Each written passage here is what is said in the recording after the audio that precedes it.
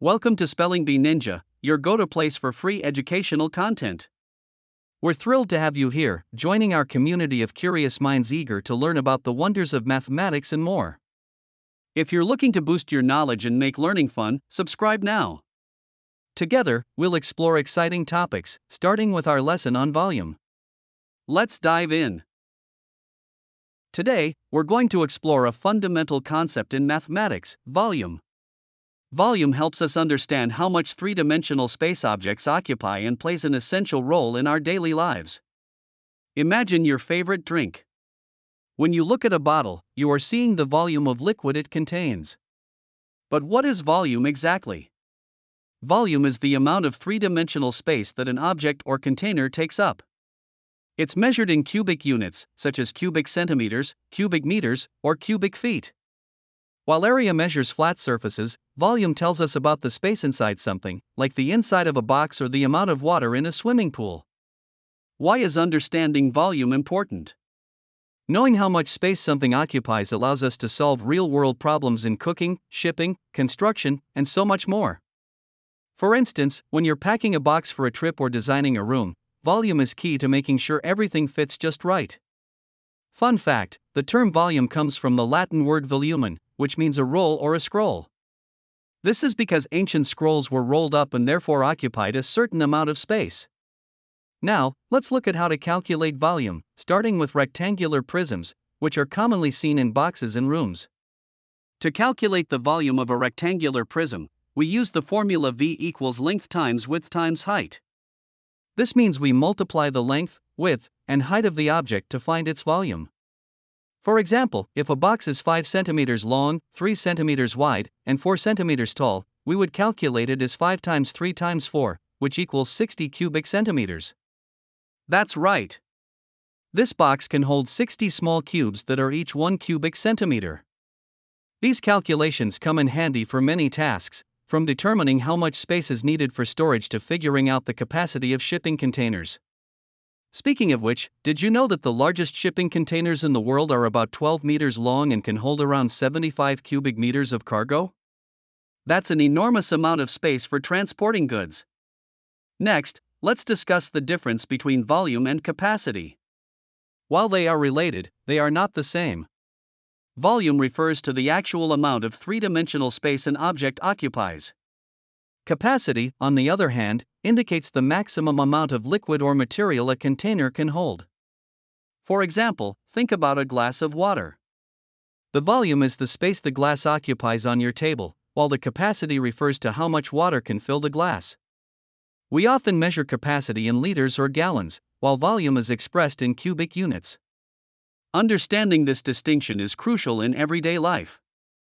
For instance, if you are following a recipe, knowing how much each ingredient fills a container can be essential for successful cooking. Fun fact: a standard shipping container has an approximate capacity of 33 cubic meters, but its overall volume is slightly larger due to the structure in walls. Now that we have a grip on rectangles, let's explore how we calculate the volume of cylinders. These include cans, pipes, and drums. The formula for the volume of a cylinder is V equals pi times r squared times height, where r stands for the radius of the circular base and h is the height of the cylinder. The radius is simply half the diameter of the circle. By using this formula, we multiply the area of the base by the height to get the total volume. Cylinders are commonly found in places like your kitchen with soda cans, as well as in manufacturing and storage. Understanding cylinder volume proves to be essential in various industries, from creating containers to designing plumbing systems. Fun fact: one of the largest cylindrical objects we've built is the primary mirror of the James Webb Space Telescope, which is about 6.5 meters in diameter. Speaking of practical applications, let's discuss how we measure the volume of irregular shapes.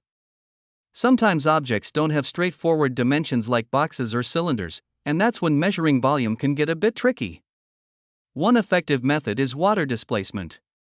To use this technique, you would submerge the object into a container filled with water and measure how much the water level rises. The water displaced equals the volume of the object. This method is famously attributed to Archimedes. He discovered this technique while pondering how to measure the volume of a crown. When he saw the water rise after immersing the crown, he shouted Eureka, or I have found it. This term is still used to express joy after a significant discovery. Now let's shift gears a bit and see how volume impacts the world of architecture. Architects must consider volume while designing buildings to create functional spaces. Calculating the volume of individual rooms aids in planning heating, cooling, and airflow requirements. This is crucial to make sure spaces are not only beautiful but also comfortable. Volume calculations are essential for designing HVAC systems, determining structural integrity, and ensuring buildings can support their own weight. For example, the impressive Burj Khalifa in Dubai has a total volume of over 6 million cubic meters. Architects used precise volume measures to ensure all aspects of this record-breaking skyscraper's design succeeded beautifully.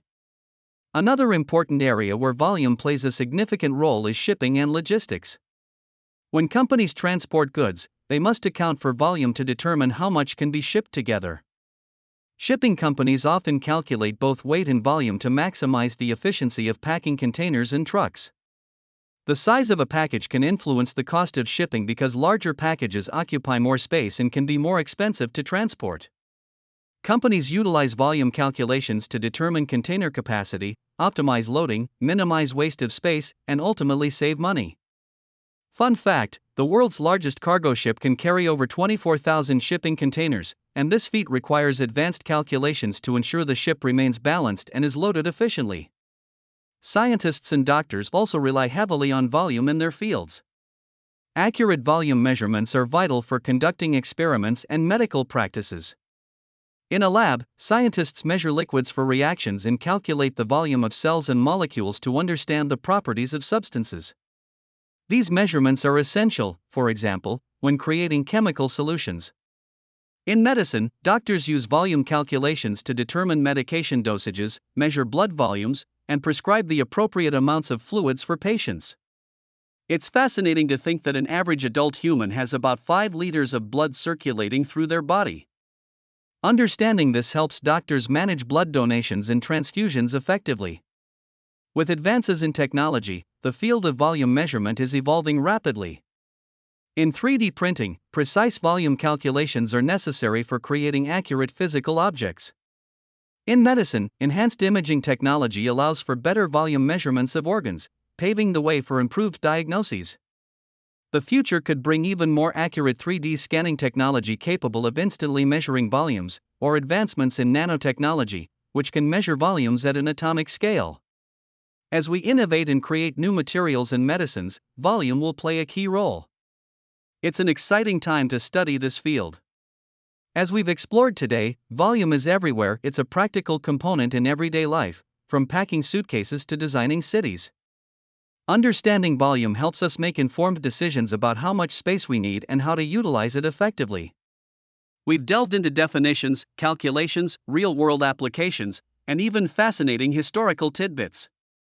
Keep exploring the world of volume, and you'll see just how essential it is in various fields and in your daily life.